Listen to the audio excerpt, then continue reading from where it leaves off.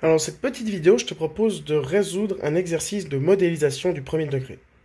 Donc, un artisan doit faire livrer ses produits dans un rayon de 350 km autour de chez lui, et il a reçu les offres de deux transporteurs aux conditions suivantes. Le transporteur A lui propose 2,3 francs par kilomètre. Et le transporteur B, lui propose un forfait initial de 120 francs plus 1,1 franc par kilomètre. Alors, dans un premier temps, on nous demande de déterminer les deux fonctions qui modélisent le prix à payer en fonction du nombre de kilomètres parcourus. Alors, c'est assez simple, hein. Pour le transporteur A, donc on va modéliser par la fonction A de x. Le prix à payer en fonction du nombre de kilomètres parcourus, x, ben ce sera 2,3x, hein, simplement. Si on parcourt 0 km, ben on paye 0 francs. Si on parcourt 1 km, on perd 2,3 francs.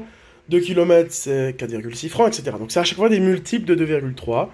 Donc c'est une fonction linéaire, très simple, d'expression a de x égale à 2,3x. Pour le transporteur B,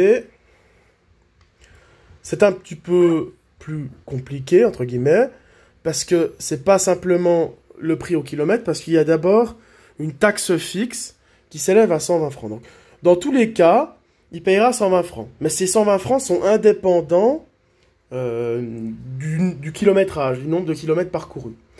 Et à ces 120 francs va s'ajouter une taxe qui va dépendre, comme pour le transporteur A, du kilométrage. Donc, si par exemple il fait 0 km, bah, il payera 120 francs, ça dans tous les cas. Hein. C'est-à-dire que si on a x qui vaut 0 ici, bah, il y aura juste 120 francs. Puis bah, à chaque fois va s'ajouter donc à ça 1,1 francs. Par exemple, si on prend 1 km, c'est 2 km, c'est 2 fois 1,1, donc 2,2 francs, etc. Donc ça va s'ajouter à chaque fois aux 120 francs de base. Et la question numéro 2, c'est de déterminer quel est le transporteur le moins cher pour 20 km. Bah, pour ça, on va simplement calculer l'image par la fonction en x égale à 20. Donc 2,3 fois 20. Et puis on va calculer également pour la B, donc 120 plus 1,1 fois 20, combien ça fait? Ici, on en a pour 46 francs. Et là, on en a pour 142 francs. Ça fait un peu cher. Donc, on voit bien que dans ce cas-là, le transporteur A est beaucoup plus bon marché. Donc, s'il doit vendre ses produits à 20 km, ben, il a meilleur temps de recourir au transporteur A. Là, il n'y a pas photo. Ensuite, pour 350 km, qu'en est-il? Ben, on va faire le même calcul. Non, on remplace x par 350 dans l'expression. Donc 2,3 fois 350, ça fait combien? Ça fait 805 francs. Et puis B de 350, alors là, ça fait 120 plus 1,1 fois 350. Là, on obtient 505 francs. Donc, en l'occurrence, le transporteur B, pour une distance aussi grande que 350 km, eh bien, là, c'est beaucoup plus optimal de choisir ce transporteur.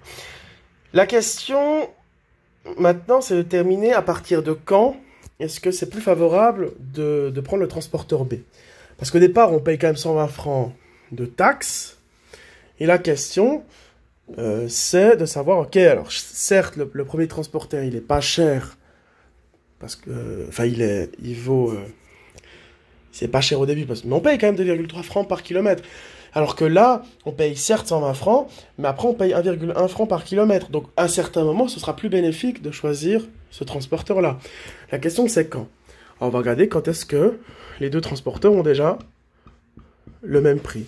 Donc, on va regarder quand est-ce que 2,3x est égal à 1,1x plus 120. Ah, c'est simple, on fait moins 1,1x. Donc, ça fait 1,2x qui est égal à 120. On divise par 1,2. Donc, x égale à 100.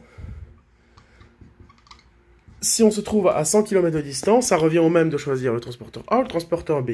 Mais à partir donc de 100 km, ça devient plus intéressant de choisir le transporteur B.